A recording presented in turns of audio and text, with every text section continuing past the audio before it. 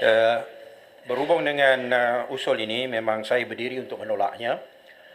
Saya kesian dengan Padang Rengas tadi kerana dia tak nak beri saya ruang untuk mencelah, kerana dia pun tahu dia tak boleh pertahankan hujah dia. Hujah dia mengatakan bahawa SOSMA ini mengambil kira tentang mangsa. Implikasinya ialah CPC tak ambil kira tentang mangsa. Yeah?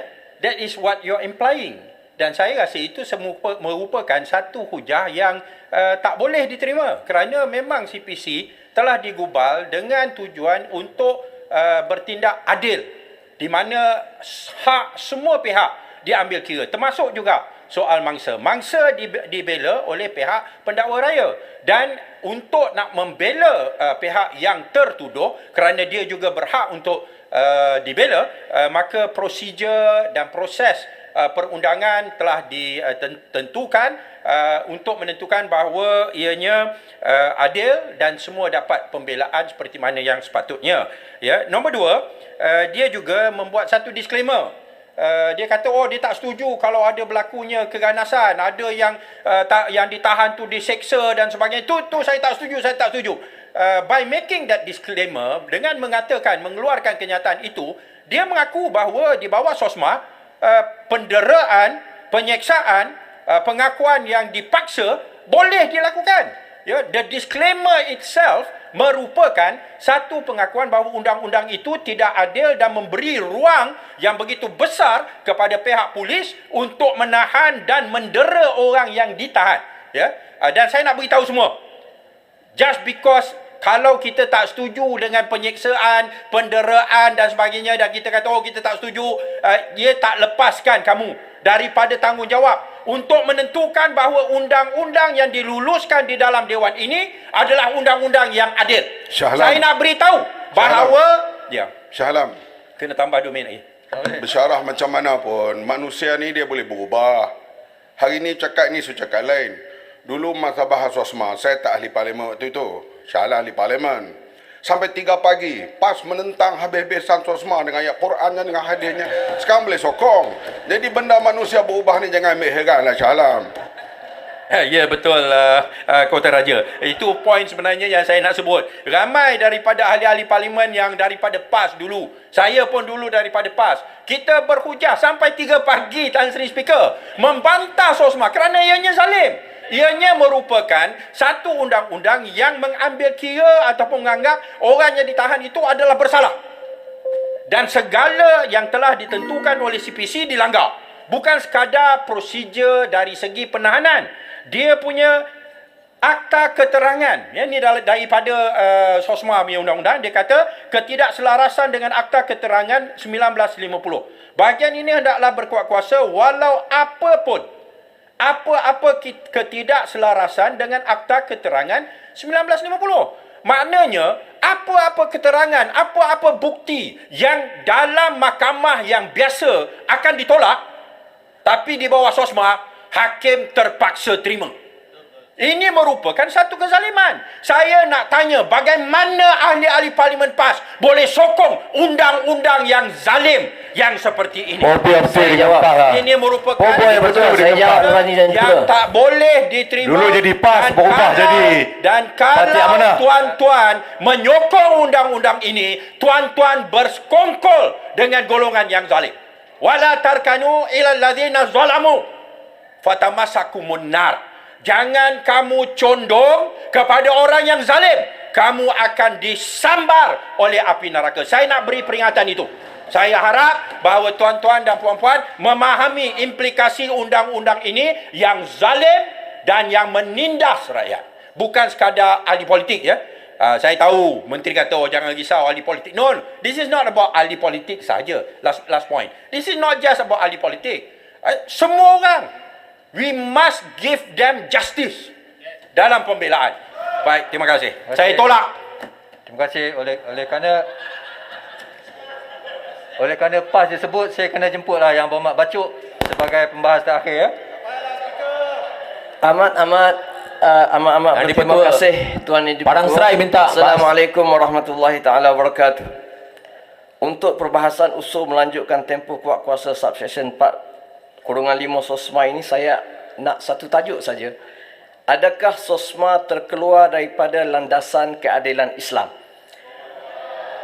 Yang pertama, saya nak cakap pasal NAS. Saya tak nak sebut NAS, perbincangannya. Hak kerajaan untuk menahan individu yang tidak bersalah. NAS menyatakan jelas itu salah kerajaan. Yang kedua, hak kerajaan menahan individu yang bersalah sebagai hukuman. NAS adalah membenarkan.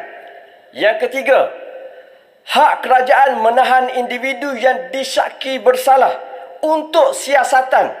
NAS ada membenarkan. Yang keempat, Dia punya proses dia macam mana? diamlah dulu. Proses dia. Yang Amat Shah Alam. Tadi Yang Muhammad Shah Alam.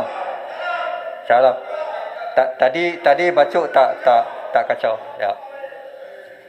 Pasal dia yang terakhir, dia tak beri kita jawab. Jawab. Ini yang masalahnya. Panjang di luar. Nak panjang pendek boleh di luar. Masa tak ada. Tak bahang saya lah. Yang keempat, Sepang. Salam.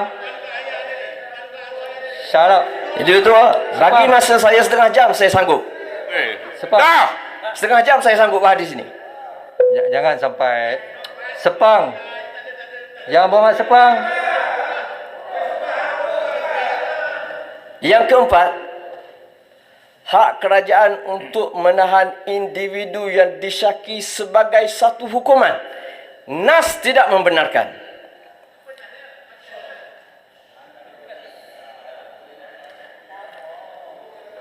Tuan Yang Dipertua, ada dua tahanan yang dibenarkan oleh Islam. Yang ada NAS. Yang pertama, tahanan sebagai hukuman, masuk penjara, ada NAS. Itu hukum takzir. Yang kedua, tahan untuk siasatan. Ada nas daripada Rasulullah sallallahu alaihi wasallam, bukan hukuman. Tahan beberapa hari untuk siasatan, ada nas daripada Rasulullah sallallahu alaihi wasallam dan ijma' ulama. Kemudian yang tuan Yang Dipertua, dalam perbahasan orang yang ditahan ini ada tiga. Dia ditahan dalam keadaan dia dikenali baik. Misalnya kita orang politik, katakanlah kita orang politik ni baik, ditahan, ada perbincangan dia. Yang kedua, rakyat yang tidak dikenali dia baik atau buruk, ada hukum dia. Dan rakyat ditahan dan dia dikenali kejahatan dia. Dia pernah ditahan atas hukuman. Saya nak ambil yang rakyat biasa yang ditahan, yang kita tak tahu dia ni baik ataupun buruk sebab dia orang biasa. Ulama bahaskan tempoh penahanan untuk siasatan. Ada dua pandangan ulama. Yang pertama, hendaklah berkadar, bertempoh. Dan ulama itu antaranya Abu Abdullah Az-Zubairi menyatakan bahawa daripada mazhab Syafi'i kita, dia mengatakan bahawa kadar tahanan tak boleh lebih daripada 30 hari untuk siasatan. Maknanya 2 hari lebih daripada 28 hari. Itu pandangan pertama. Yang kedua, pandangan kebanyakan ulama mengatakan tidak. Kerajaan berhak untuk menahan untuk siasatan banyak hari yang dia nak bagi, asalkan itu adalah demi kemaslahatan awam. Saya berhenti setakat tu Tuan Dipertua untuk menyatakan bahawa SOSMA tidak keluar daripada landasan Islam. Adapun baki perbahasan Ni kita boleh fatwa baru bincang ya, fatwa dalam baru. masa yang lain.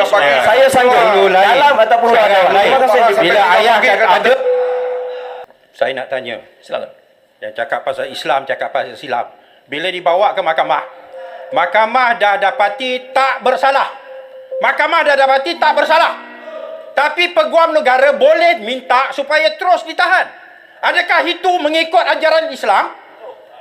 Nombor dua, yang dikatakan boleh tahan. Ya betul, boleh tahan. Tapi prosedurnya, bawa ke mahkamah dulu. Tunjuk ada kes. Barulah boleh buat siasatan. Ini tak ada. Tangkap macam tu je. No Dan proof. begitu, Ni boleh. saya cakap dengan Boleh, Muhammad.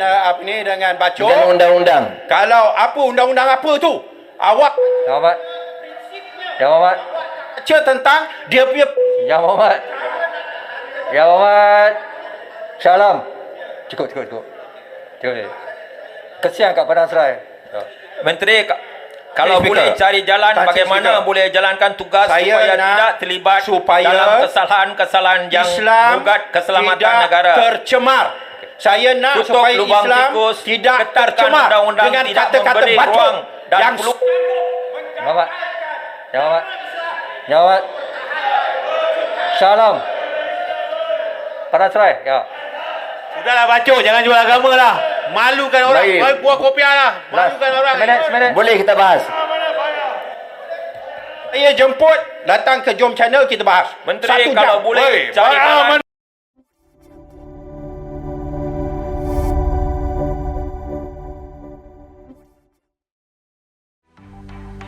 Mencari maklumat dan berita politik yang bebas, kupasan yang tepat, panas. Dapatkannya secara eksklusif hanya di Jom Channel. Komitmen kami, rentasan berita Isnin hingga Jumaat. Berbicara dan isu semasa, kami garapkan secara langsung.